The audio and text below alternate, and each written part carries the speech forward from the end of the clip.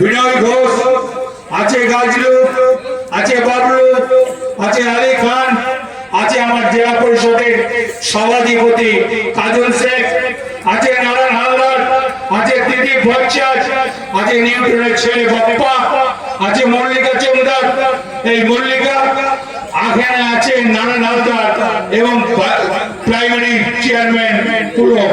আমি খালি একটা অনুরোধ করব যে মমতা ব্যানার্জি এই পশ্চিম বাংলাকে খুব ভালোবাসে।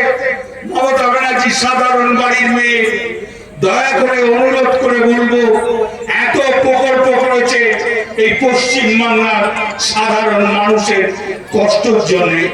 এই 26-এর ভোট মমতা ব্যানার্জির ভোট, 5 বছর পর একবার মমতা ব্যানার্জির ভোট আছে। যে ক্যান্ডিডেট হোক মমতা ব্যানার্জি জানেন ক্যান্ডিডেট, এই ভোটে বিপুল ভাবে ভোটে জয়লাভ করতে হবে। 1 নম্বরের মানুষকে বলছি, আমরা তৃণমূল কংগ্রেসের সঙ্গে প্রথম থেকে আছেন, 11তেও আমরা জিতিয়েছেন, 16তেও জিতিয়েছেন, আপনারা 21এও জিতিয়েছেন, এবারেও জিতাবেন আমার দৃঢ় বিশ্বাস।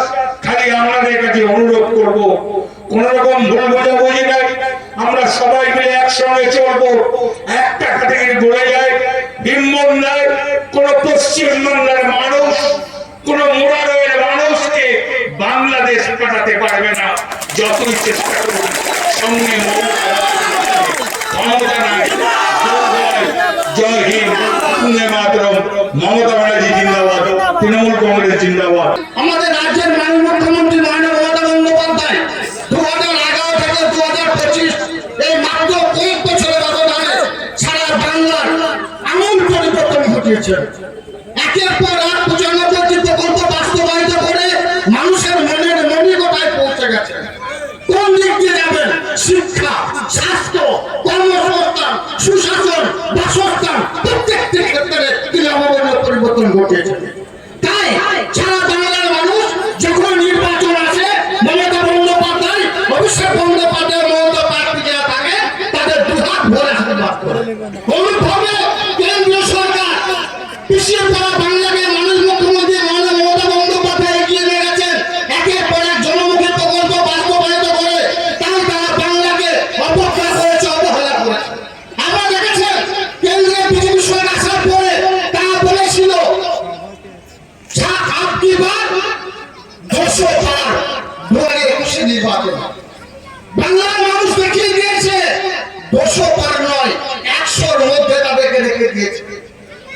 তারা যখন বাংলাকে হেরে গেল, কোয়ারে হারলো, তারপরে বাংলার মানুষের খেটে যাওয়া খেত মজুরদের মাথার ঘাম খায় ফেলিয়ে যারা 100 দিনের কাজ করেছিল, তাদের ন্যায্য পাওনা, ন্যায্য দাবি, ন্যায্য অধিকার থেকে কেন্দ্র সরকার বঞ্চনা করেছে। 100 দিনের কাজের টাকা দেয়নি, বাংলার মানুষের আবাসনের টাকা দেয়নি।